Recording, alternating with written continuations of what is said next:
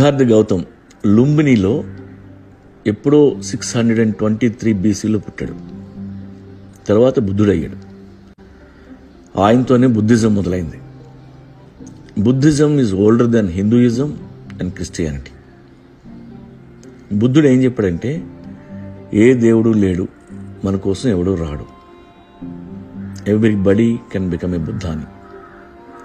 అది మనకు నచ్చల, అందరికీ కోపాలు వచ్చాయి. అందుకే బుద్ధిస్టుల్ని నిర్దాక్షిణ్యంగా చంపేశాం. పాపం బుద్ధిస్టులు ఎవరితోనూ గొడవ పడరు, పల్లెత్తు మాట కూడా అనరు, జీవహింస చేయరు, ఎప్పుడూ మెడిటేషన్లో ఉంటారు. అలాంటి వాళ్ళను మనమే కర్రలతో కుట్టి చంపేశాం. దేశం వదిలి పారిపోయేలా తరిమి కొట్టాం. ఈ గొడవల్లో ఆత్మరక్షణ కోసం బుద్ధిస్టులు కనుగొన్నదే కరాటే.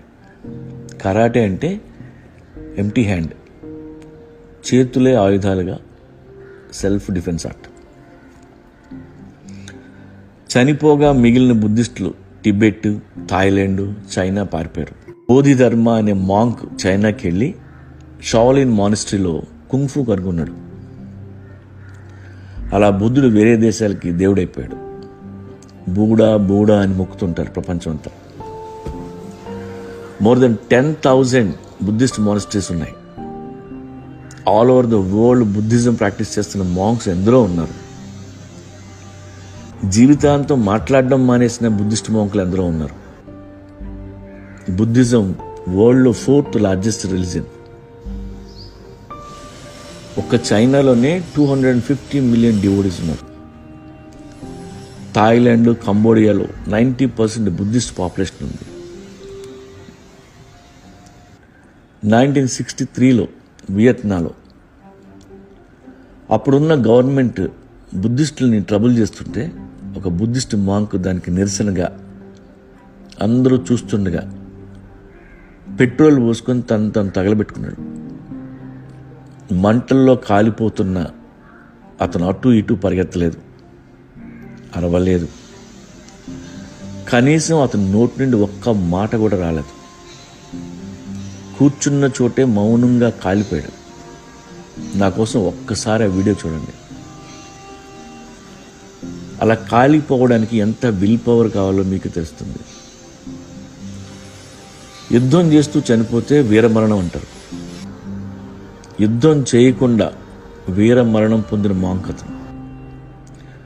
యుద్ధం చేయలేక కాదు, యుద్ధం వద్దనుకొని. That's the power of Buddhism.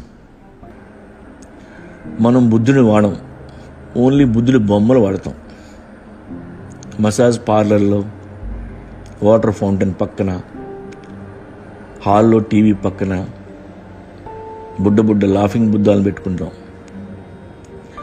ఎందుకు అని అడిగితే పీస్ కోసం అంటాం. సిగ్గు లజ్జ ఉండదు మనకి. పీసా? ఏ పాపం తెలియని బుద్ధిస్టులు తలలు నరికిన దేశం ఉంది. పీస్ గురించి మనం మాట్లాడొచ్చా? తప్పు కదా. ఇప్పటి వరకు ఏ బుద్ధిస్ట్ ఎవరిని చంపలా. తలుచుకుంటే ఒక్కో షావలిన్ మాంకు ఒట్టి చేతులతో 100 మందిని చంపగలరు. కానీ వాళ్ళు ఎప్పుడూ అలా చేయలేదు. బట్ మనం ఎంతోమంది బుద్ధిస్టులను చంపాం. ఒకరికి హాని చేయకుండా, పల్లెత్తు మాట అనకుండా, మౌనంగా కూర్చున్న మునిని కూడా వదలం. మనం తల నరుకుతాం. మొత్తం మత్తులో ఉన్న సాడిస్టులు మనం. బుద్ధిస్టులు ఎలాగూ తిట్టరు, తప్పుడు మాట వాళ్ళ నోట్లోంచి రాదు. 2000 సంవత్సరాల తర్వాత కనీసం నన్నైనా మనస్ఫూర్తిగా తిట్టనివ్వండి. మాధవ్ చౌదరి.